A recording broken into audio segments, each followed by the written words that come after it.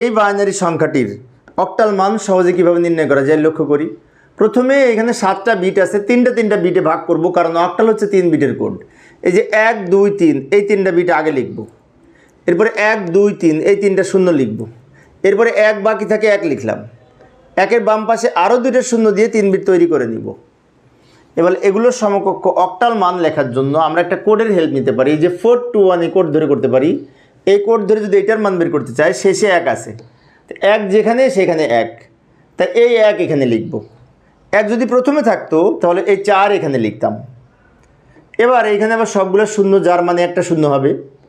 এইখানে কিন্তু মাঝখানে 1 মানে কি 2 যেখানে সেখানে 1, তাহলে 2 এখানে লিখব। এবার সবগুলো একসাথে লিখব, 1 0 2 ব্র্যাকেট দিয়ে ভিত্তি হিসেবে 8 লিখব, কারণ এই অক্টাল সংখ্যার বেজ হচ্ছে 8।